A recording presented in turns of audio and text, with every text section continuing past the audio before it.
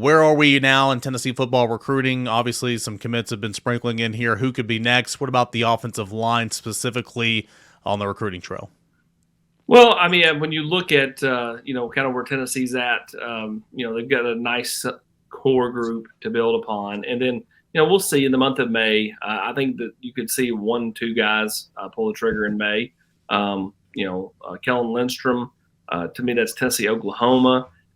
This one to me is just going to come out of left field on a random Tuesday, guys. I don't think this is going to be kind of some like eyeball, all ball, Tuesday at 5, text. I mean, or tweet. Maybe I'm wrong there, but he just feels like a kid that is over the process, doesn't want any part of the hoopla, and is just going to, do it and then take an official visit to whichever school he picks in June and then roll from there.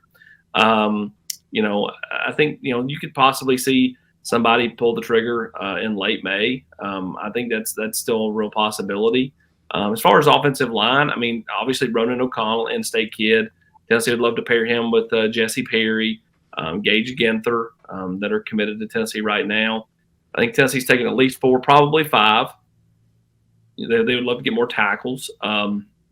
William Satterwhite's a guy out of Ohio that visited last month. Where's his interest in Tennessee? I think Tennessee likes him a good bit. Can they get him out of the state of Ohio? That's normally pretty hard. Clemson's also a factor there for him. You've got Max Anderson, state of Texas, tackle. Glenn Ellerby, West High. Glenn Ellerby was by to see him last week, and Tennessee's trying to be a factor there. I think he'll probably visit again sometime, potentially unofficially late May, and then he'll officially visit here in June. I think Tennessee has done a nice job with Max, and so those are just a few names. And then again, Tennessee's going to continue to swing at Brandon Baker. They're going to continue to swing, at Ethan Callaway and some of these other offensive linemen. But, Tennessee's got several on the board that they're heavily in play with. And then, starting a new month of May, obviously, what's kind of on the calendar this week? What's the next big thing? Is it the rebranded Rocky Top-A-Palooza? Well, I don't know if it's officially been rebranded or not. There's talk of a rebranding. I'm not sure. Either way, It's the Memorial Day Magic event, which will be followed quickly by the On3 Elite Series event, which is just a number of high-end kids that'll be in Nashville that following week. Jaden Riddell is going to be in for that weekend. Ryan Wingo is going to be in for that weekend. Daniel Hill has said he's going to be in for that weekend until he gets here. He's, again, Noah Rogers for me. If he gets here, though, he instantly becomes not Noah Rogers.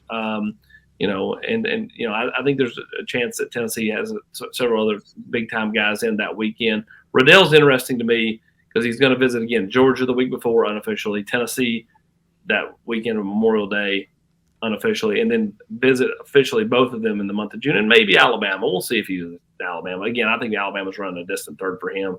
I know what Rusty, put on Dogs HQ, that if right now, it's really kind of up in the air, but right now he would take Georgia. I think both sides feel like it's kind of, I think everybody involved thinks it's kind of right down the middle, 50-50, depending on which side you're on. It could be 51-49. Again, last week I said I would still take Tennessee. I know Chad said he would take Tennessee. Rusty says he would take Georgia. I think we all know we're kind of everybody's getting it from everybody's different side. And talking to Jaden, I think the kid's legitimately torn quite a bit, but I think he really likes Alec Ablin, and he likes Tennessee's makeup as a coaching staff.